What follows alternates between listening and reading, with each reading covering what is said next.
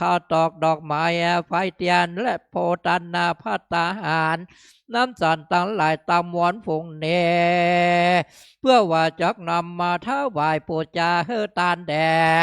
พระเกี่ยวเจ้าต่างสามและต่างหาพระองค์ว่าสันเนแต่ดีลี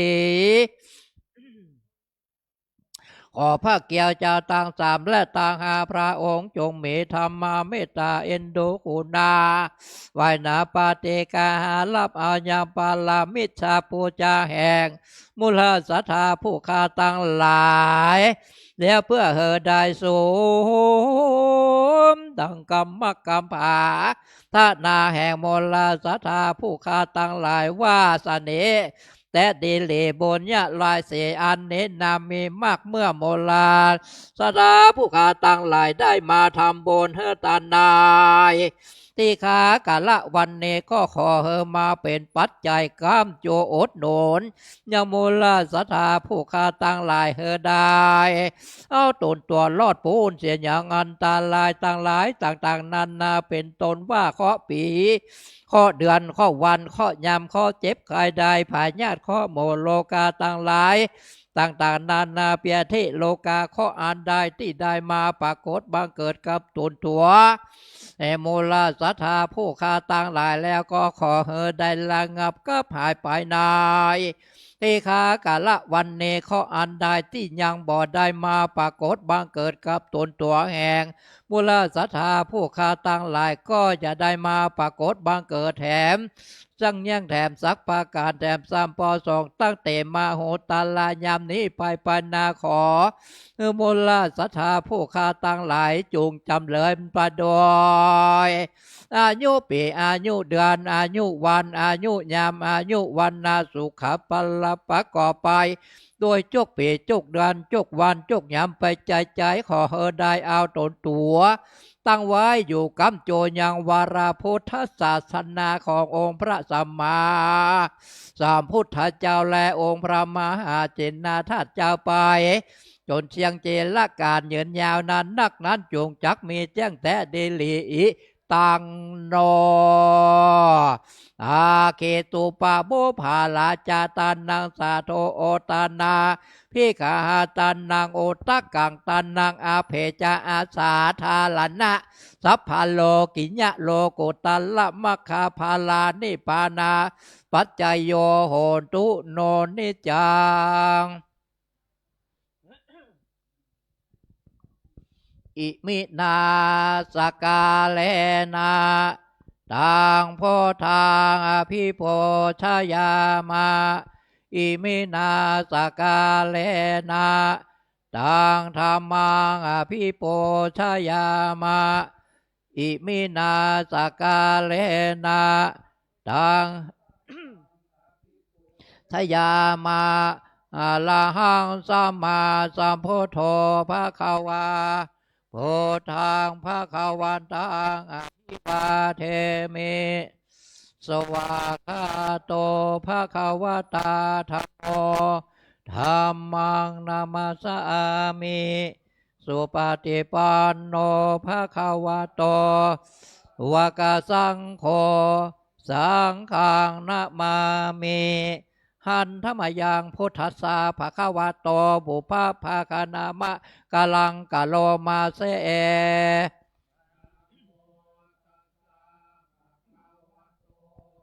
ระหะโตสัมมาสัมพุทธัสสะนะโมตัสสะภะคะวะโตหะโตสัมมาสัมพุทธัสสะนะโมตัสสะภะคะวะโตสัมพุทธัสสะหันธรรมยังพุทธาภิทุติงกะโลมาเสอ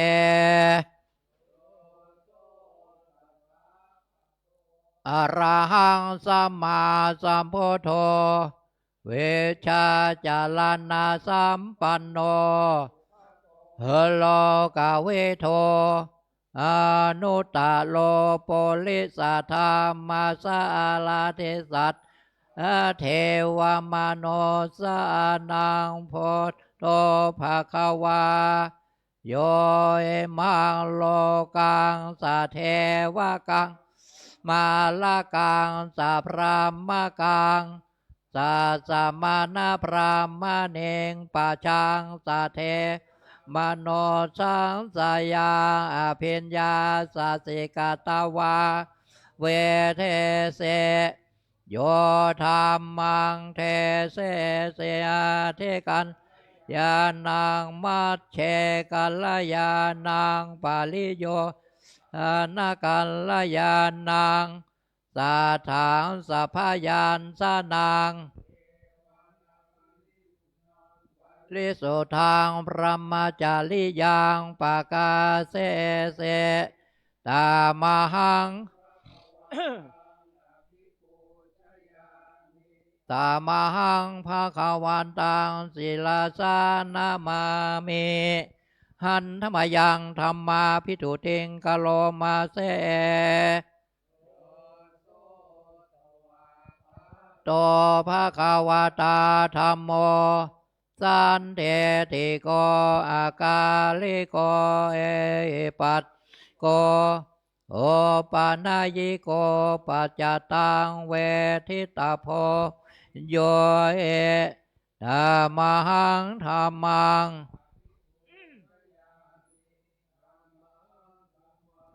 สัจจานามามิหันธรรมยังสังฆาพิทุติงกโลมาเสปฏิปันโนภะคะวะโตสาวกสังโฆโอสุปฏิปันโนภะคะวะโตวกสังโฆยายาปฏิปันโนภะคะวะโตอิจิปฏิปันโนภะคะวะโตสาวกสังโฆ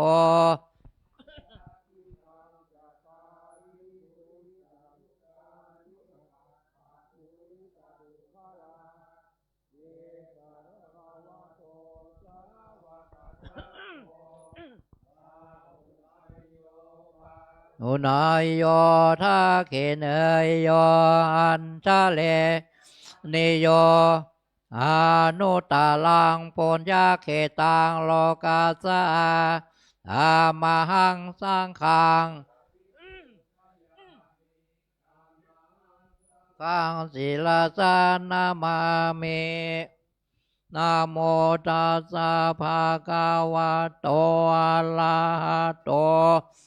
สัมพุทธัสสะนะโมตัสสะภะคะวะโตโตสัมมาสัมพุทธัสสะนะโมตัสสะ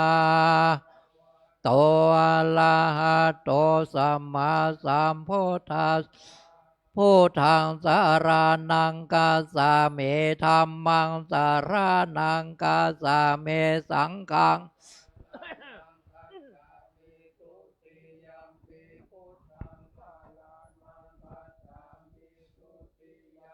อิธัมมังสารนังกัสสะเมโตเตยัมเป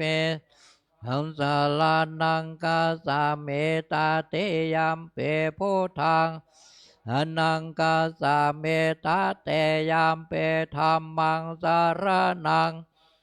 เมตาเตยัมขังสารนังกัจฉามินะโมพุทธายานะธัมมายานะโมสังฆายานะโมนะโมสังฆายานะโมพุทธายานะโมธัมมายนะโมสังฆายาอัปปมันโนพุทโธปะมะโนปัมมะโนสังโฆปัมมะโนพุทโธปัมมะโนปัมมะโนสังโฆ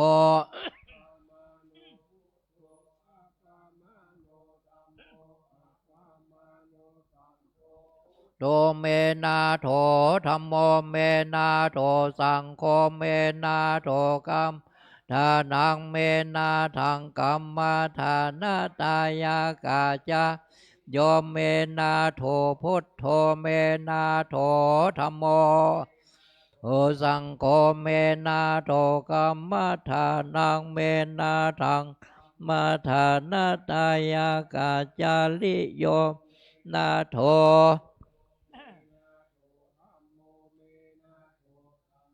เมนาโทกัมมาทานังเมนาทังกัมมาทาตายากาจาริโยเมนาโทเตพุทธาโนสาเตกัมมาทานังจาเมพุทธาโนสาเตกัมมาทานังถ้าเมพันเตหัมพันเต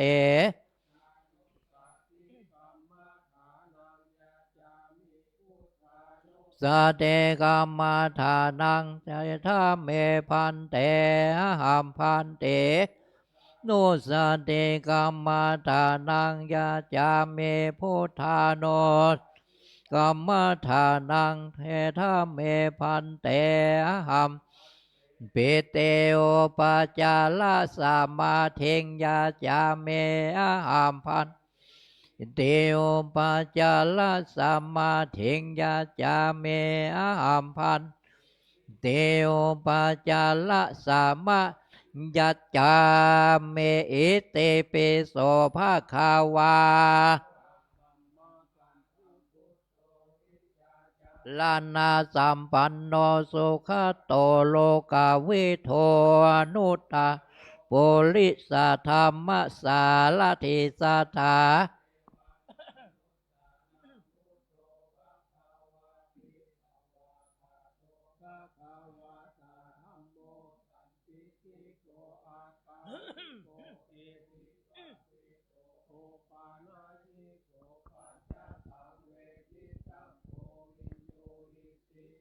ปเตปันโนภาคาวาโตสาวกสังโฆ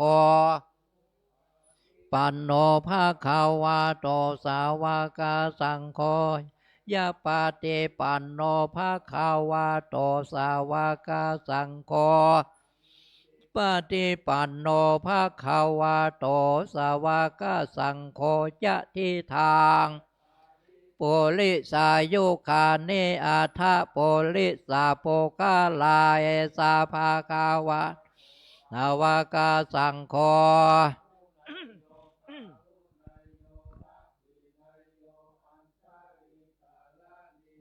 อนุตตลังปุญญเขตโลกัสสาเตอาเทเอมัสสามิงกาเยโลมานาคาทันตาตะโจมังสังนาหาโลดเทเมนจาวะกังหาทายังยากานังกิลมากางเปปะภาสังอันตังอันตาคูนังอุทาลิยังกาเลสังปิเสมังปุปโปโลเอตังเสโทเมโทอาโซเคโลเสงคาเนกาลาสิกามุตตังมัทธาเกมัทธาลงทาวติงสากาลังอายังอัตตาภาวานิจังนาตาอาสุเจอาสุพังเอมังกัมมัทานังปุณณภาวะอาเทเสสะโตสุโธอาเปตาเวนญาโนนิลตังวากาลิงลังปัทธาเวทาโตโปธาโตเตโส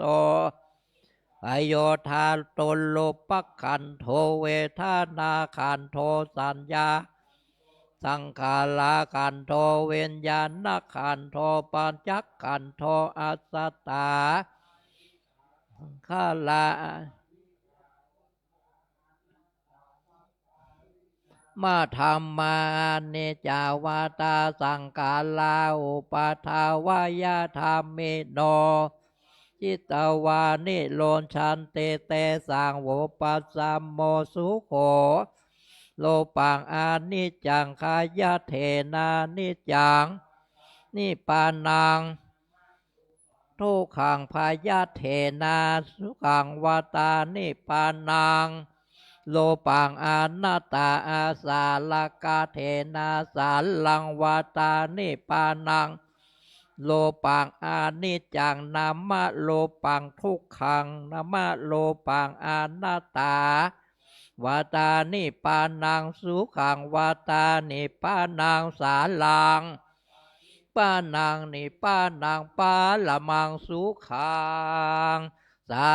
ธุตานะปาลาเมสัมปันโนตานะ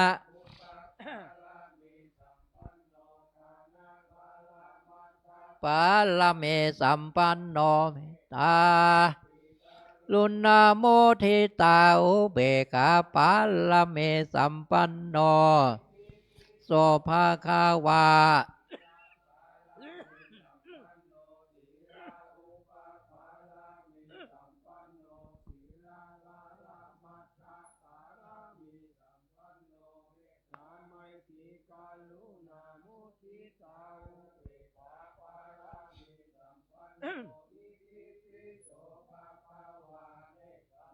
ปาลาเมสัมปันโนเนคามาโอปาปาลาเมสัมปันโนเนคามา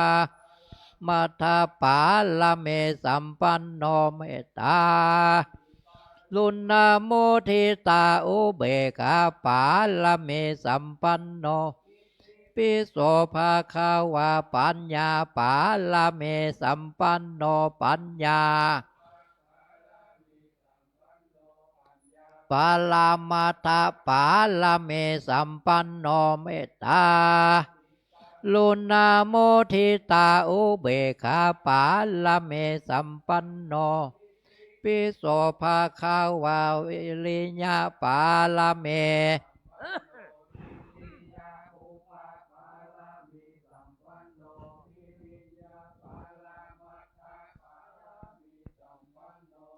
ตาทิตาอุเบกขาปาลาเมสัมปันโนอิติปิโสขันติปาลาเมสัมปันโนขันเตโอปาปาลาเมขันเตปาลามัทธปาลาเมสัมปันโนเมตตาอะละเมสัมปันโนอิติปิโสภะคะวาสัจจะปาลาเมโนสัจจะอุปปาลาเมสัมปันโนสัจจะมัทธปาลาเมสัมปันโนหิตา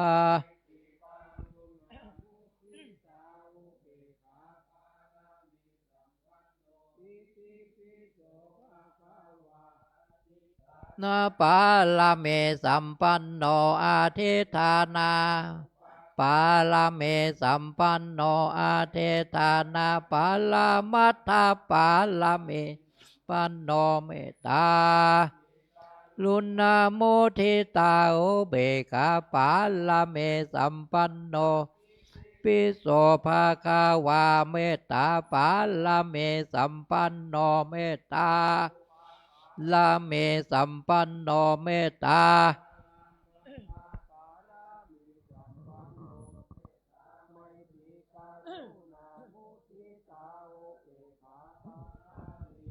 ปันโนหิติปิโสภาคาวาอุเบกขา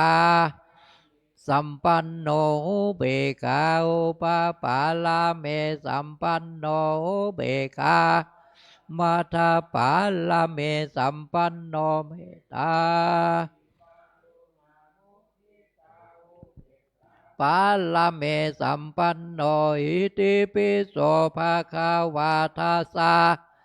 เมสัมปันโนทัสสะอุปปาลาเมสัมปันโนทัสสะ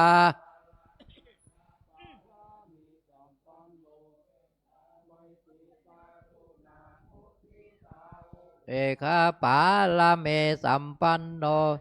อิปิโสภะคะวาสัมมาเทสะเมสัมปันโนสัมมาเทสะอุปปาลาเมสัมปันโนสัมมาเทสะมัทธปาลาเมสัมปันโนเมตตา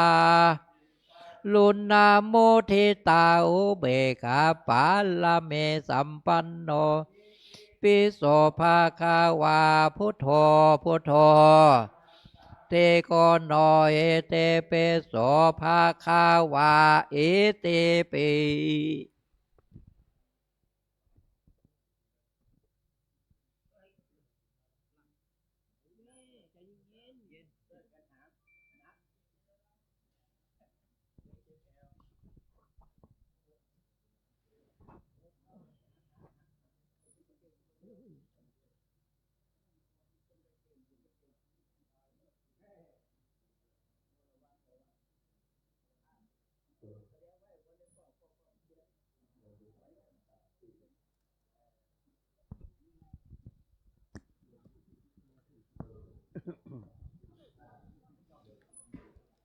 ครับต่อไปกราบผมเดียวกันครับครับหนึ่ง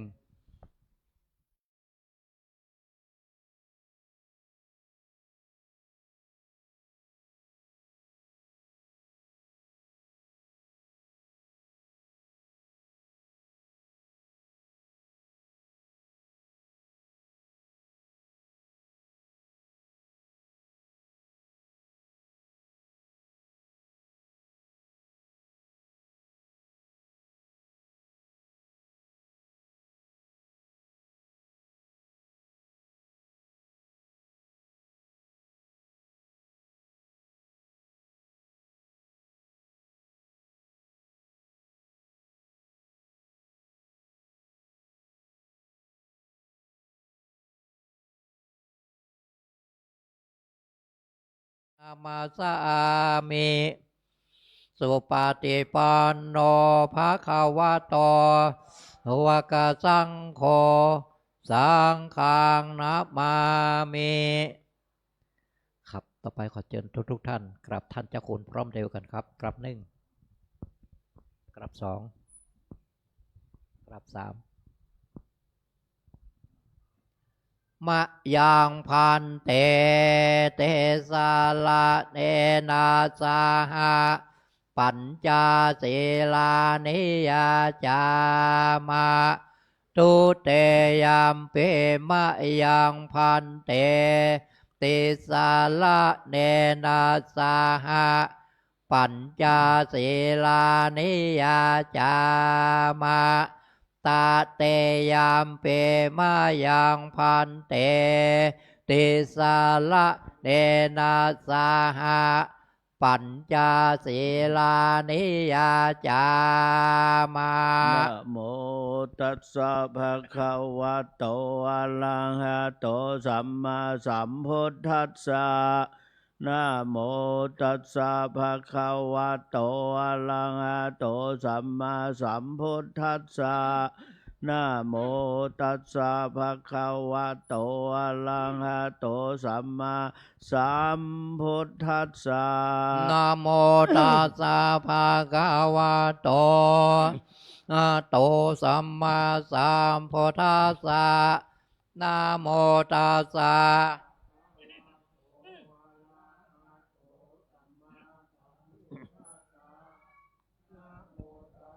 ภะคะวะโตอะระหะโตสัมมาสัมพุทธัสสะพุทธังสรณังคัจฉามิ พุทธังสรณังคัจฉามิ ธัมมังสรณังคัจฉามิ ธัมมังสรณังคัจฉามิ สังฆังสรณังคัจฉามิ สังฆังสรณังคัจฉามิ ทุติยัมปิพุทธังสรณังคัจฉามิ ตุติยัมปิพุทธังสรณังคัจฉามิ ตุติยัมปิธัมมังสรณังคัจฉามิ ตุติยัมปิธัมมังสรณังคัจฉามิ ตุติยัมปิสังฆังสรณังคัจฉามิ ตุติยัมปิสังฆังสรณังคัจฉาตมิ ติยัมปิพุทธังสรณังคัจฉามิ ตติยัมปิพุทธังสรณังคัจฉาตมิ ติยัมปิธัมมังสรณังคัจฉามิ ตติยัมปิธัมมังสรณังคัจฉามิ ตติยัมปิสังฆังสรณังคัจฉามิ ตติยัมปิสังฆังสรณังคัจฉามิ ปานาติปาตาเวระมณี เสขาปะตังสมาธิยามิ ปานาเตปาตาเวรมณีสิกขาปะทังสมาธิยามิ อาตินนาตานาเวระมณีเสขาปะตังสมาธิยามิ ตินนาตานาเวรมณีสิกขาปะทังสมาธิยามิ กาเมสุมิจฉาจาราเวระมณีเสขาปะตังสมาธิยามิ กาเมโสเมสาจาลาเวรมณีสิกขาปะทังสมาธิยามิ มุสาวาตาเวระมณีเสขาปะตังสมาธิยามิ มุสาวาตาเวรมณีสิกขาปะทังสมาธิยามิ โสราเมรยามัชฌาปมาตาฐานาเวระมณีเสขาปะตังสมาธิยามิ โสลาเมลายามาชาปามาตาฐานาเวรมณีสิกขาปะทังสมาธิยามิ เอมาเนปัญจเสขาปตาเนเสเลนะสุขติงยันติ สาธุ เสเลนะโภคะสัมปตา สาธุ เสเลนะเนโพติงยันติ สาธุ ตัสสมาสีลังวิโสทะเย ธรรมพันเตครับต่อไปโยมขบาทคำเนอสาธุโอกาสาโอตานาปะทังตานังนิปานาปัจจยโยตุโนเนจังสาธุโอตานาปินเตปะทังตานังปานาปัจจยโยตุโนเนจังสาธุปะทังตานางนิปานาปัจจัยโหนตุโนเนจัง เป็นวันนี้เป็นคนละอ๋อ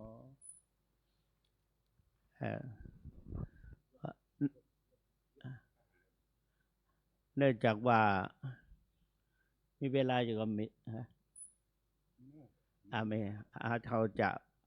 บรรยายสักหน่อยเนาะวันนี้พอดีเป็นเวลาเป็นวาระเจ้าอาวาสพอดีเอาบนเนี่ยเอาทำมาหน่อยนะอาราธนาให้หน่อย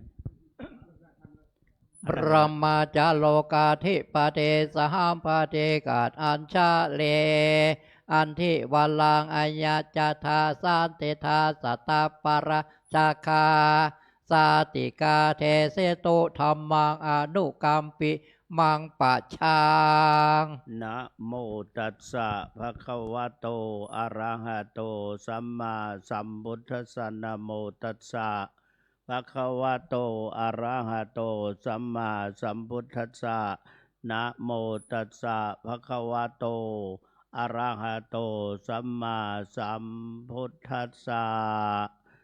กาเลนะธรรมัสสะวะนังเอตัมมังคลมุตตมันเตวาระณโอกาสบัดนี้จักได้จี้แจงแสดงธรรมะอันเป็นหลักคำสอนในทางพระพุทธศาสนาเพื่อเป็นการเฉลิมฉลองศรัทธาความเชื่อภาษาทะความเลื่อมใสในธรรมของสมเด็จพระสัมมาสัมพุทธเจ้าแล้วจักได้น้อมนำเอาธรรมะมาเป็นหลักสำหรับประกอบกับการดำเนินชีวิตประจำวันตามสมควรแก่เวลาเนื่องในวันนี้เป็นวันสำคัญ เป็นวันประเพณีเดือนเก้า เป็นวันที่จะได้ประกอบพิธีทางพระพุทธศาสนาตลอดทั้งวันทั้งคืนลุ่งแจ้งแล้วก็ตั้งแถมวันพุ่งแถมวันแถมกึ่งวันหรือว่าแถมภาคเจ้าวันนี้จึงถือว่าเป็นวันสำคัญได้อาราธนาสงฆ์ โดยมีได้ทูลอัญเชิญขอน้ำส่งพระราชทานจากพระบาทสมเด็จพระเจ้าอยู่หัวและก็ได้รับพระกรุณาโปรดเกล้าพระราชทานน้ำส่งพระราชทานมาจะเริ่มเวลาตั้งแต่9 นาฬิกาเป็นต้นไปดังนั้นในวันนี้ประเพณีก็คือประเพณีหลวงปู่ได้วางไว้การเป็นการที่เราจะได้ชี้แจงเพื่อแก่กันและกันได้ทราบว่าวันนี้อย่างน้อยก็เป็นวันพระแล้วก็เป็นวันเดือนเก้าเป่งเดือนเก้าเป่งนี้ทั่วภาคเหนือทั่วภาคเหนือตอนบนนี้ได้ทุกวัดทุกวาก็จะมีการทำประเพณีจัดการประเพณีอย่างน้อยก็มีการทำบุญทำกุศลและหลายๆวัดเดือนเก้าเป่งนี้ตรงกันจัดงานประเพณีส่งน้ำตลอดถึงบำเพ็ญบุญบำเพ็ญกุศลดังนั้นในวันนี้โดยเฉพาะอย่างยิ่งวัดพระธาตุสีจอมทองเฮาในฐานะที่ดำรงตำแหน่งเจ้าอาวาสและก็ในนามของพระสงฆ์สามเณรตลอดถึงแม่ชีโยคีและก็ศรัทธาพี่น้องบ้านหลวงกวงปอดอยแก้วหรือว่าอำเภอจอมทองซึ่งเป็นประเพณีและก็จะมีคนมานักจึงขอประการแรกนี้ก็ขอความร่วมไม้ร่วมมือความเสียสละความเป็นหน้าเป็นตาโดยเฉพาะพระภิกษุสามเณรก็ต้องความพร้อมเพรียงกันในวันนี้ถือว่าจุดหัวใจถวายวันนี้ทำทุกอย่างเพื่อถวายปูจาพระบรมทักษิณโมลีธาตุถือว่าเพื่อพระเจ้าเพื่อพระพุทธเจ้าโดยเฉพาะพระทักษิณโมลีธาตุเป็นพระเรียกว่าพระสรีระร่างกายของพระพุทธเจ้าสูงสุดเป็นกะโหลกศีรษะด้านขวาของพระพุทธเจ้าด้านขวาตัวเป็นทักษิณโมลีถือว่าเป็นสิ่งสำคัญที่เราท่านทั้งหลายทั้งพระภิกษุสงฆ์องค์สามเณรตลอดถึงพี่น้องศิษย์สาวชาวบ้านพี่น้องจอมตองโดยเฉพาะเจ้าจอมตองและก็เจาะจงบ่งชัดว่าภายใน6 หมู่บ้านหรือว่ามีเพิ่มเติมขึ้นมาก็9 หมู่บ้าน10 หมู่บ้าน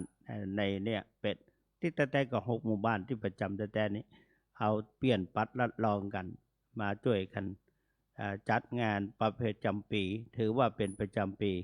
วันนี้ที่ไหนก็จะมาทราบข่าวว่าท่านพระครูวิทิตเจติยานุรักษ์ก็จะมาร่วมประกอบพิธีอัญเชิญพระทักษิณโมลีธาตุก็ถือว่าเป็นประเพณีซึ่งครั้งแรกของการได้ส่งน้ำพระทักษิณโมลีธาตุของเจ้าอาวาสองค์ปัจจุบันนี้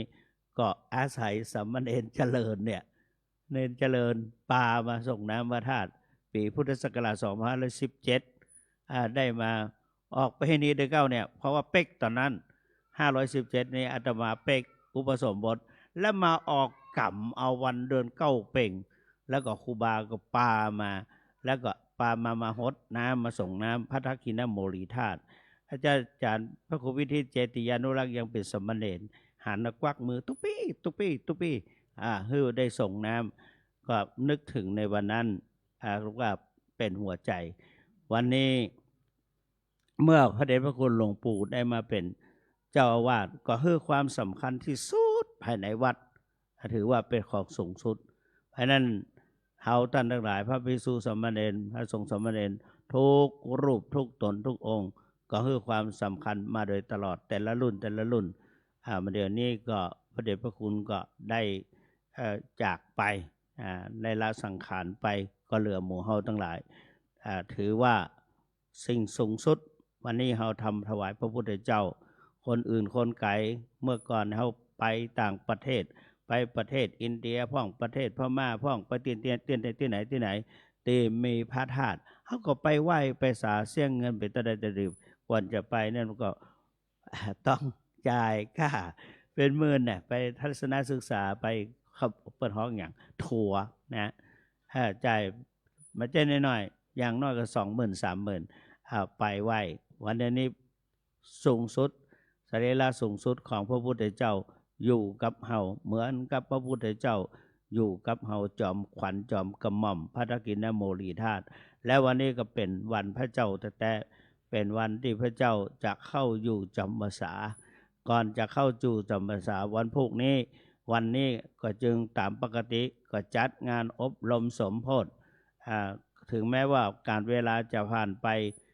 ประเพณีก็ละไม้คล้ายคลึงกันกับบพิษแพกแตกต่างกันสักเท่าใด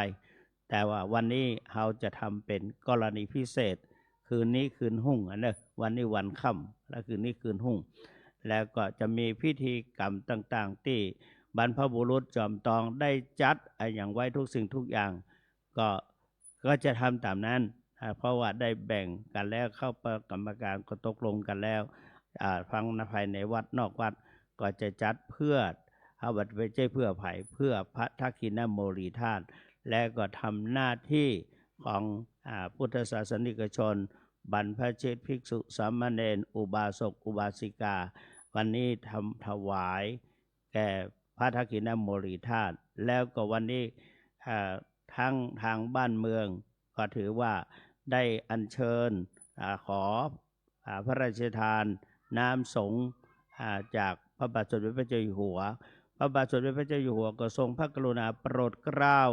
พระราชทานน้ำสงฆ์มาเพื่อเป็นกรณีพิเศษถือว่าวันนี้เป็นงานของพระเจ้าแผ่นดินด้วยเพราะนั้นพระสงฆ์ที่นิมนต์มาวันนี้ล้วนแล้วแต่เป็นพระสงฆ์ทรงสมณศักดิ์มีพระราชาคณะคือเจ้าคุณเป็นต้นเป็นประธานหลายรูปหลายตนแล้วก็จะได้ใจพัดยศได้ประกอบพิธีแล้วก็จากนั้นก็จะมีขบวนแต่งชุดข้าราชการชุดแล้วก็มีการอัญเชิญเป็นขั้นเป็นตอนเป็นระเบียบวันนี้เจื้อตั้งแต่เจ้าอาวาสเป็นต้นไปเปิ้นให้นั่งไหนก็นั่งห้านเปิ้นให้ยิ่งจะได้ก็ต้องทำตามวันนี้ต้องทำตามขั้นตอนทุกอย่างจะแปลว่ากูเป็นตุหลวงกูจะไปก่อนยันมาได้วันนี้ต้องตามเพราะว่าทำบ่ถูกก็ถือว่าบ่ถูกต้องแล้วก็ทำผิดถ้าเป็นผู้แผกเปิ้นแล้วก็วันนี้ท่านทั้งหลายบางทีบางอย่างเขาก็อาจจะหลงจะลืมเพราะว่าสังขารแต่ก็ต้องฟังพิธีกรหรือเจ้าหน้าที่ผู้จัดการผู้กำหนดการไว้แต่ว่าก็ได้รับทราบจากประธานคณะกรรมการว่าจะต้องทำอย่างนั้นเชื่อและก็จะปฏิบัติตามวันนี้แล้วก็นอกจากนั้นประกอบพิธีในนี้เพราะฉะนั้นก็จะต้องฟังกันเพราะฉะนั้นท่านทั้งหลายทั้งภายในวัดและนอกวัดวันนี้แม้แต่ทางฝ่ายปฏิบัติวัดเฮานี่มีการปฏิบัติโครงการอบรมพระวิปัสสนาจารย์175รูปท่านเจ้าคุณพระศรีศิลปาจารย์เป็นผู้ดำเนินการควบคุมมันก็มาไปขอมีส่วนร่วมก็เปิ้นไปเป็นอาจารย์สอบอารมณ์กรรมฐานก็วันนี้หยุดมาสอบอารมณ์อันนี้เป็นกรณีพิเศษเป็นกรณีพิเศษดังนั้นวันนี้จึงในการบรรยายในต้นนี้จึงเป็นจะเน้นนักไปเรื่องความร่วมมือร่วมใจการแสดงออกลดทิฏฐิมานะและก็จะแสดงออกถึงความยินยอมพร้อมใจเพื่อถวายต่อพระทักษิณโมลีธาตุและความเจริญรุ่งเรือง ก็จะเกิดขึ้นแก่หมู่เฮาทั้งหลายทุกคนทุกท่านทั้งพ่อค้าแม่ขายที่มานั่งหรือมาอำนวยความสะดวกนำสินค้าอย่างมาขายในที่นี้วันนี้ก็ต้องขอความร่วมมือร่วมใจจากทุกฝ่ายพี่น้องประชาชนมาในวันนี้ก็ต้องยินยอมพร้อมใจร่วมมือร่วมใจกันเป็นกรณีพิเศษจะเพื่อรักษาไว้เพื่อถวายเป็นพุทธบูชาถวายความเคารพต่อพระทักษิณโมลีธาตุหรือพระสัมมาสัมพุทธเจ้าประการที่สองก็เพื่อถวายเป็นพระราชกุศลแด่พระบาทสมเด็จพระเจ้าอยู่หัวรัชกาลปัจจุบันและก็เพื่อเป็นการสร้างกุศลคุณงามความดีแก่ตัวตนของหมู่เฮาทั้งหลายในฐานะที่เราได้เป็นพุทธศาสนิกชนเพื่อถวายเป็นพุทธบูชาอาตมาก็คิดว่าหันสมก็จึงขอขอบคุณล่วงหน้าต่อท่านสาธุชนพุทธบริษัททั้งหลายทั้งบรรพชิตและคฤหัสถ์และตลอดถึงพี่น้องพุทธศาสนิกชนที่ต่างถิ่นได้เข้ามาวันนี้มีแผ่แม่เสลียงแม่ฮ่องสอนมากันนะมากันแม่ยอดก็มาก็เนี่ยก็มาและหลายๆที่ได้มาวันนี้ก็จึงมาแล้วก็เฮาลงเรือลำเดียวกันก็ขอมีความร่วมมือร่วมใจกันได้ถวายเป็นพุทธบูชาต่อพระสัมมาสัมพุทธเจ้าบุญกุศลนี้จะปกปักพิทักษ์รักษาหมู่เฮาทั้งหลายให้เจริญรุ่งเรืองรุดยิ่งขึ้นไปจนกว่าจะถึงพระนิพพานในเป็นปริโยสารเทศนาปริโยสารในการเป็นที่สิ้นสุดลงแห่งการแสดงพระธรรมเทศนาก็หารว่าสมควรแก่เวลาขอสมมุติยุติลงคงไว้แต่เพียงเท่านี้เอวังก็มีด้วยประการฉะนี้อันธรรมยังสาธุกลังกะโลมาเสนะโมตัสสะภะคะวะโตอะระหะโตสัมมาสัมพุทธัสสะนะโมตัสสะภะคะวะโตอะโตสัมมาสัมพุทธัสสะนะโมตัสสะภะคะวะโตอะระหะโตสัมมาสัมพุทธัสสะอิติปิโสอะระหังสัมมาสัมพุทโธวิชชาจารณะสัมปันโนสุขโตโลกเวทุอนุตตโลสัทธัมมาสาลาเทสัทธาเทวามโนสานาพุทโธภคะวะเตสวากาโตตาธัมโมสันเทเตโกอากาเลโกเอเงปัสเสโกปันนายเยโกปัจจตังเวทิตาโพเตโสปฏิปันโนภคะวะโตสาวกสังโฆอุชุปฏิปันโนโตสาวกสังโฆยายาปฏิปันโนภคะวะโตสาวกสังโฆสามิเจปฏิปันโนโตสาวกสังโฆยะเทดังยะตาเลโปเลสายโยคาเนอัฏฐาโปเลสาปุคาลาเอสะภะคะวะโตโกอาโหนายโยปาโหนายโยทักขินายโยอัญชลิกาลานิโยอนุตตลังเกตังโลกัสสาเตวะหุสังอาสัมมาเพเนเมตตาสาวุทันตังคลีเมฆาลังโอเดตะโกลาสาเสดามาลังธัมมาเวเดนะสิตวาโมเนนโดตันเตสะสะภาวะตุเตชัยมังคลานิมาลาติเลเซตาสัพพะละติงโคลัมปันนัลลวะกะมะคะมะทัตตยะขังกันติโสตันตเวเดนะสิตวาตันเตสะสะภาวะตุเตชัยมังคลานินาลากิเลงกะสวะลังอเตมัตตาโพตันทาวัคคิจักกัมมัสสเน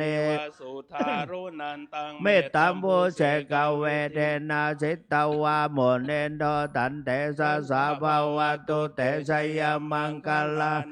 นาลาเกเลงกาสาวาลังอาเตมาตาอุคิตาคาคามาเตงาตาโสดาโลนันตังเตโยชนะปาดังโคเลมาลาวันตังอิเทเวสังกาตัมมโนสิตวาโมเนนโดตันเตสะสาบาวตุเตมังกาลาเนกัตตวานากาตโมดาลังเอวะคาเพเนยาจินจายาโดตาวาจานังสยกายามาเชสันเตโสมาวิตินาชิต ตวาโมเนนโดตันเตสะสาบาวตุเตชัยมังกาลาเนสัจจังเวหายามาเตสัจจกวาทาเกตุงเวโลเปตัมมานังอาเตอันทาโพตังปัญญาปาเทปัสสะเลโตสิตวาโมเนนโดตันเตสะสาบาวตุเตมังกาลาเนนันโทปันนันดาโบจักกังเวโบตังมาเหเดงโบเตนะเทลาโบจักเกนะธรรมาปายันโตอิทุเนนะสิตวาโมเนนโดตันเตสะสาบาวตุเตชัยมังกาลาเนทุกขาเตเตโบจักเกนะโสดาตังอาตังพระมังโสเตเมเตภกาเวดานายานากาเดนาเวเดนาสิตวาโมเนนโดตันเตสะสาบาวตุเตมังกาลาเนเอตาเปโปตัสยมังอาลังอัตตกาถายโยวาจันโนทินาเทเนสาลาเตมาตันเทหิตวานาเนกาคาเนโจปัตตวาเนโมขังโสขังอาเดกามายานาโลสะปัญโยมังหากาลนเนโกนาโดเอตายาสาบาปานินัง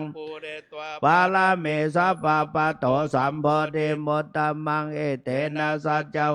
เอนะโหโตเตชัยมังกาลังชัยยันโตโพธิยาโมเลสักกายานังนันเดวัตโนเอวะตวังเวชัยโยโหเกชัยยาสุกาเลอัป ปาราชิตาปันรังเก วิปุคาเลอาเวเสเกสัพพะพุทธานังอาคาปะโตปะโมดาติโสนาคตังโสมังกาลังโสภาวะตังโสโหเตตังโสกาโน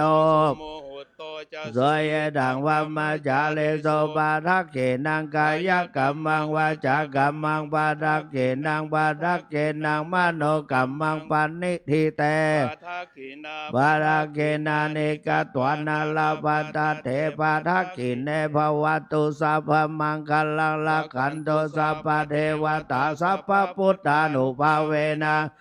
โสเทภวตุเตภวตุสัพพมังคลังลักขันโตสัพพเทวตาสัพพธรรมานุภาเวนะสัตตาโสเทภวันตุเตภวะ ตุสัพพ มังกาลาลาขันโตสัพพะเทวตาสัพพะสังฆานุภาเวนะสัทธาโสธิภาวันตุเต สาธุ อันนี้ปั่นปอนกันเด็กกันเนาะ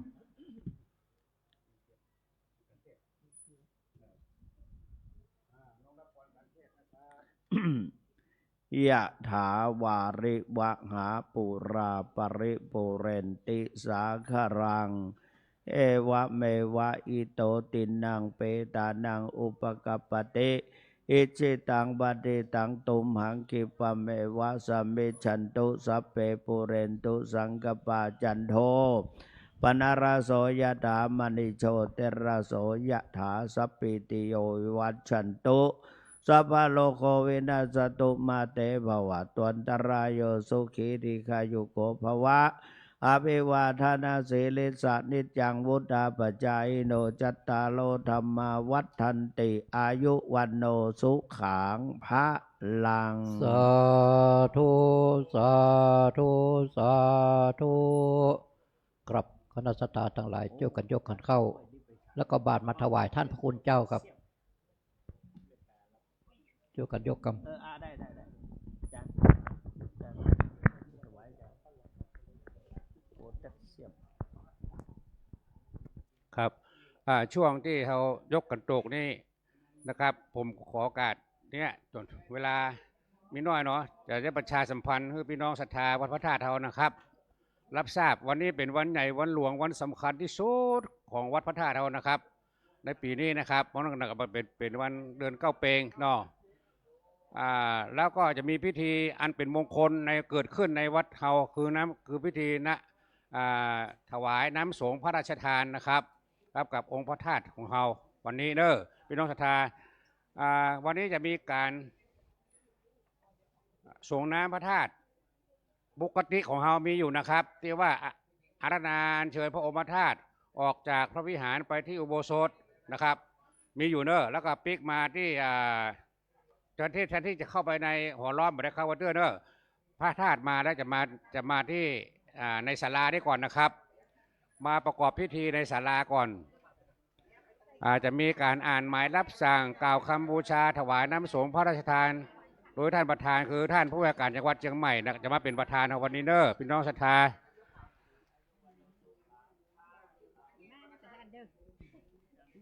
ทีนี้การส่งน้ำของเฮาปกตินะยังมีโอกาสอยู่นักนะครับ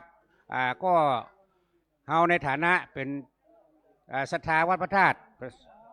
เป็นเจ้าของสถานที่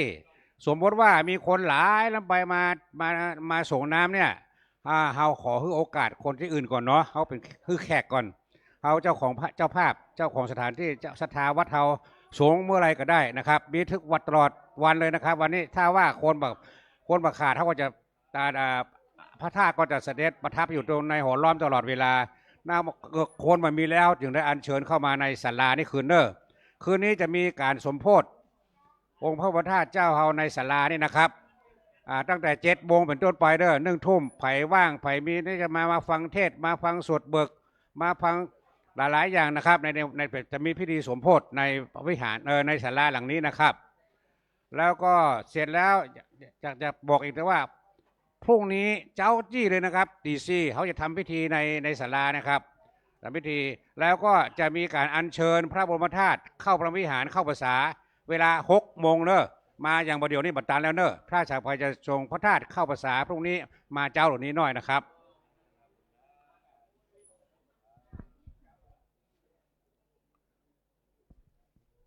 มาต่อเขามีทั้งหมดเจ้าเนี่ยถึงตลอดวันและวันนี้นะครับเขาจะมีพิธีการอัญเชิญน้ำสงฆ์พระทานเข้ามาในศาลาแห่งนี้ขณะนี้น้ำสงฆ์อยู่อยู่บนเวทีอยู่บนดบที่เขาสมโภชอยู่บนเวทีพวกนะครับก็เดี๋ยวถ้าได้เวลารับประทานมาแล้วเขาจะอัญเชิญน้ำสงฆ์เข้ามาในนี้แล้วประกอบพิธีต่อไปนะครับทุกท่านมาหาที่นั่งที่นั่งบนนะครับจัดไว้นะครับทีนี้ทางคณะกรรมการองค์การว่าเวลาพระธาตุเสด็จเนี่ยจะมีคณะสงฆ์มหาเถระอัญเชิญไปนะครับประกอบด้วยท่านเจ้าคุณเฮานี่นะครับแล้วก็ท่านพระครูวิทิตเจริญานุรักษ์นะครับพระครูวิจิตรสารการท่านมหาบอยแล้วก็ตุอ้วนเฮาแล้วก็พระเจ้าคุณศรี4-5 รูปนี่นะครับเป็นผู้อัญเชิญพระบรมธาตุออกจากศาลาเนี่ยไปที่หอล้อมนะครับแล้วก็ทำกอบพิธีสงฆ์ในขณะที่พระธาตุเสด็จออกไปเนี่ยหน้าศาลาหรือลานเนี่ยอย่าไปเดินเพ่นพ่านนะครับอย่าไปยืนนะครับเพื่อนั่งไหวเหมือนเขาปฏิบัติในวิหารเนาะเวลาพระธาตุเขานั่งไหวนะครับแล้วก็คนที่อื่นมาช่วยบอกด้วยคนบางทีก็เป็นหมูเนาะผู้หาเดินลัดผ่านหน้าพระธาตุขบวนพระธาตุเสด็จบอกเปิงเนาะบอกคือว่าเอานั่งลงไหวกับบ่ต้องมาจำเป็นต้องมาเข้าแถวละนะครับยืนที่ไหนก็นั่งลงที่นั่นหาที่นั่งอันสมควรอยู่แล้วก็ถ้าขวายมาประมาณ10 โมงมันจะฮ้อนบนลานวิหารเขาขอแก้ปัญหาให้พี่น้องศรัทธาว่าเขาจะขอรถดับเพลิงบริเวณมาแล้วนะรถดับเพลิงของเทศบาลเพื่อจะมาพ่นน้ำเบาๆมันเย็นตีนนะครับเพราะว่าเขาผ่านมา2-3 วันได้โล่นเอาแล้วเพราะว่าให้สอดรองเท้าเพื่อถอดเราเชื่อยิ่งฮ้อนก็เลยเอาน้ำมาพ่นนะครับพ่นรอบวิหารลานวิหารนั่นนะแล้วก็เวลาเข้าส่งน้ำพระธาตุนี่บักเข้าตามเดิมต่างออกขึ้นนี่นะครับเข้าได้อ้อมวิหารไปนะครับจะมีเจ้าหน้าที่บอกอยู่อ้อมวิหารไปปุ๊บเข้ามาทางเหนือนะครับมักสงแล้วออกเวลาออกทางที่ออกประตูใหญ่นี่ออกประตูทางนี้ออกทางนี้มันจะมีออกนะครับประกาศแล้วก็ทำอย่างพี่น้องศรัทธาวัดพระธาตุเฮานี่ถือว่าเป็นหน้าที่โดยดูว่ามีศรัทธาที่อื่นมาเขาเคยหันหน้าเปิดเอาน้ำส้มปล่อยมาก็เพราะว่าน้ำส้มปล่อยเฮาห้ามเอามาส่งพระธาตุเฮาทุกปีนะครับหลังจากเสร็จงานแล้วผมไปดูในที่มันค้างอยู่ที่ผ้าที่กรองน้ ในรางดินน่ะมีอยู่ฟักสองฟักอยู่นะมันรอดหูรอดตากรรมการนั้นก็มีนะครับหัวว่าดูบ่ทั่วถึง ถ้าเพิ่นเอามาบอกเพิ่นเอาไว้เหรอแล้วก็เขามีน้ำสำรองให้เพิ่นอยู่นะครับเพิ่นบ่ได้ว่าห้ามบ่ใจเอาน้ำให้เพิ่นเนี่ยเอาน้ำพะทะน้ำส้มปล่อย น้ำส้มปล่อยน้ำเคมีต่างๆเนี่ยบ่คือเอาสูงนะครับน้ำหอมน้ำเพิงบ่ใจบ่ได้เนาะเอาเก็บไว้เหมือนแล้วเอาน้ำเฮาคือเปิ้นนะครับอันนี้เป็นหน้าที่ของเฮาดูแลกันเด้อครับขอบคุณครับ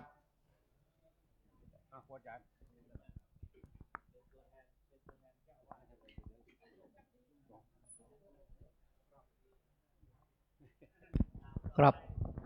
พร้อมเดี๋ยวก็กล่าวคำถวายคำนึง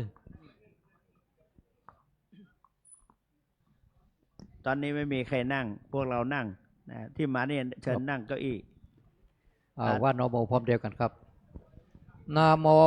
ตัสสะภะคะวะโตอะระหะโตสัมมาสัมพุทธัสสะนะโมตัสสะภะคะวะโตอะระหะโตสัมมาสัมพุทธัสสะนะโมตัสสะภะคะวะโตอะระหะโตสัมมาสัมพุทธัสสะว่าพร้อมเด็กกันครับเอมานิมายังพันเต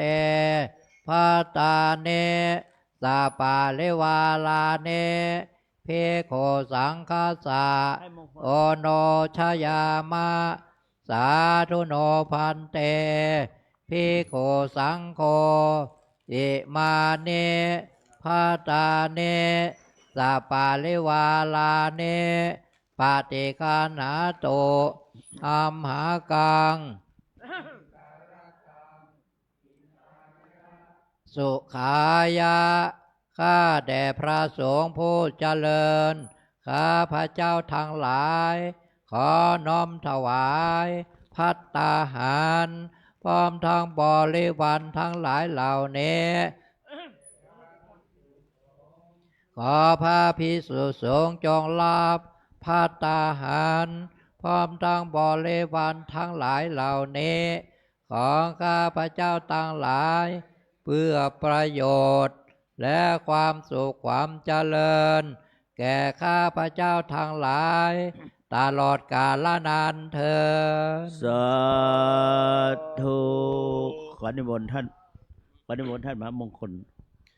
ยักเคพันเตสังโฆปฏิชานาตุขอพระสงฆ์ทั้งปวงจงฟังคำข้าพเจ้า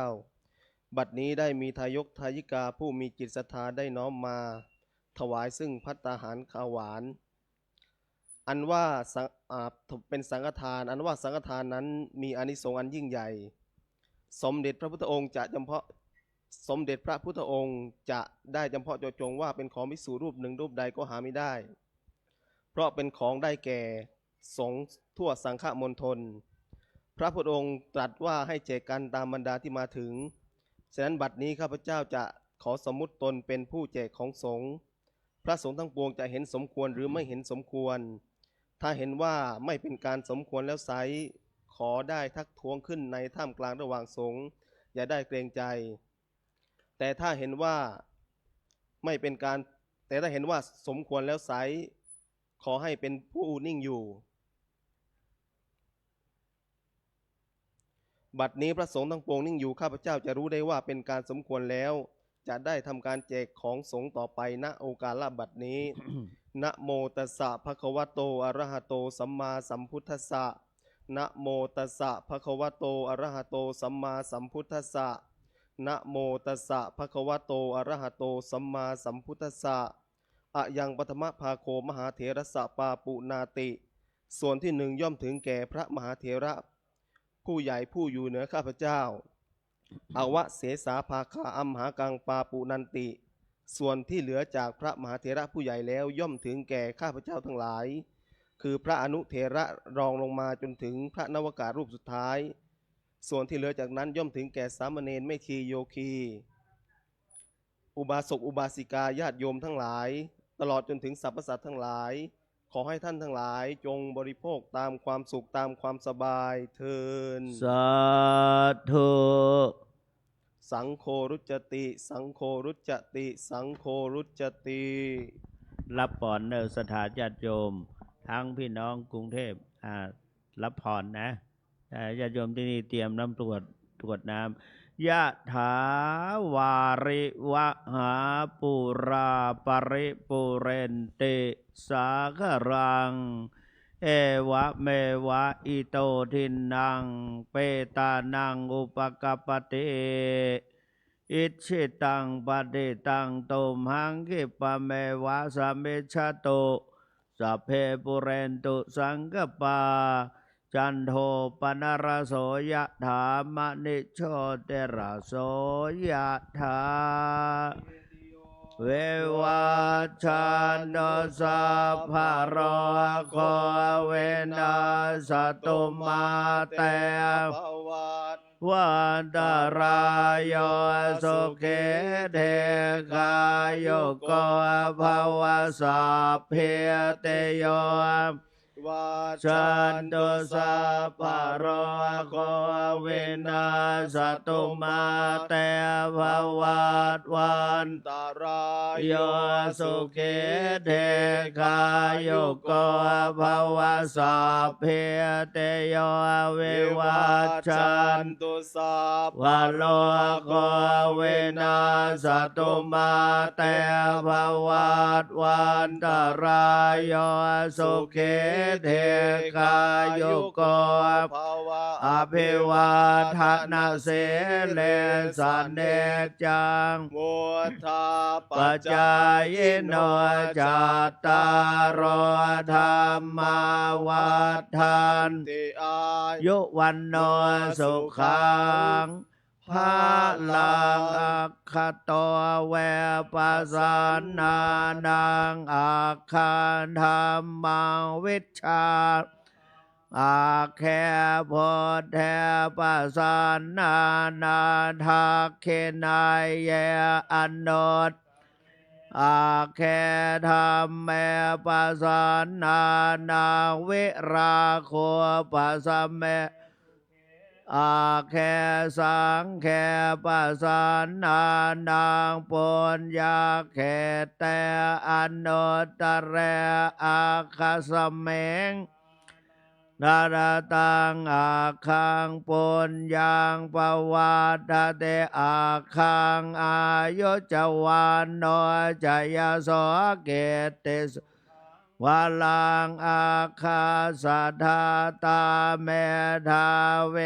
อาคาธรรมสมาหิตเทวะโพมโนโสวาอาคาปัตตปโมทะเตเตอายุวัฏโกเสเรวัฏโกยสวัฏโกภัลวัฏโกวานวัฏโกสุขวัฏโหตุสัพพะดาโดกะโลขปยาเวลาโสกาสัตตุจุปัฏฐวาอันตรายาเปเวนัสสันตุจัตเตชะสาสยเสเดทนังลาภังโสติสุขังพลาเสเลอายุจวันโนจะโพคังโวเทจยสวาสตวัตอายุจะเชวะเศษเทภวันตุเตภวตุสัพพมังคลังวะเทวตาสัพพพุทธานุภาเวนัสสทาโสเทภวันตุเต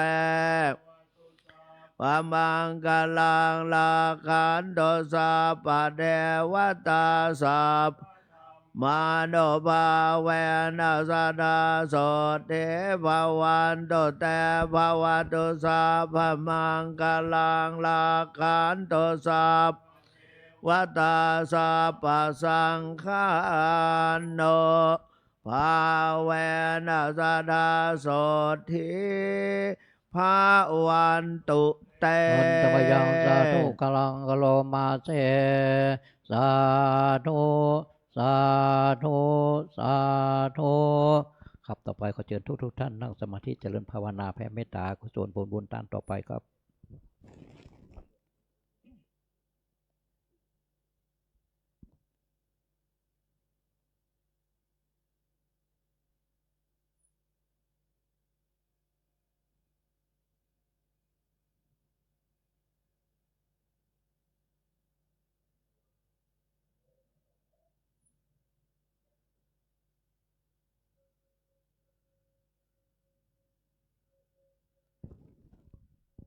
ครับสมควรกับเวลาเล็กน้อย เอตังตานากรรมังเนปานาปัจจายโยตุโนนเนจังเอตังศีลากรรมังนิปานาปัจจายตุโนนเนจังเอตังภาวานากรรมังนิปานาโหตุโนนเนจังยังเกณฑ์เจโกชาลังกาตาปังเตกาเตอิกาตังผลยังโนอนุโมทันโตสุนันทิกาตาเทกาโยกาสันตาโอนโตสัพพสัตตาสุเขอัตานังปาเลหาลันโตมาตาปิตาโอนโตโตกาปามุจันโตสัพเพญาติกาสุเขตาโอนทุกขปามุจันโตสัพเพปามุจันโตสัพเพสัพเพญากาสัพเพเปตาสุขิตาโหนโตโตกาปามุจันเพนาคาตาสุขิตาโหนโตโตกาปามุจันโตกิตาโหนโตโตกาปามุจันโตสัพเพ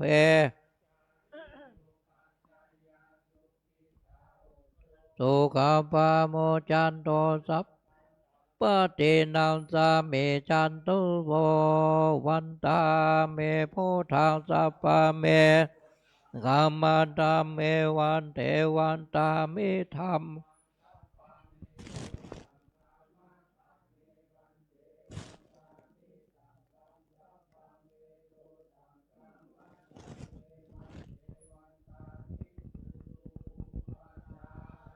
ลิเยสะปะเมโตสังฆมาตาเมวันเทวันตา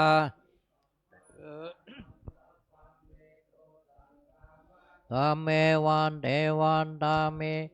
ละเมมาตาสีมายังสัพพะเม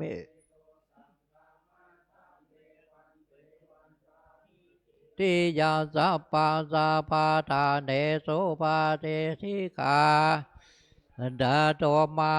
โพเทมโพธาโลปังสักกาลังสัตตานังโลเกเทวะโลเกพระมาโลเกจัมโพธิเปทิเปสาเลลาธาตุโยเกสาธาตุโยตาธาตุโยตุลาเสติสาเสธรรมกันเตสะเปปตาเจติยังหังวันตาสัพพสุครับต่อไปก็วันตาน้อยรูปเหมือนหลวงปู่แล้วก็วันตาน้อยท่านเจ้าคุณทุกตนทุกองค์ครับวันตามิพันเตสัพพังปาลาตังกามาตาเมมายังกาต่างพลยังสามินา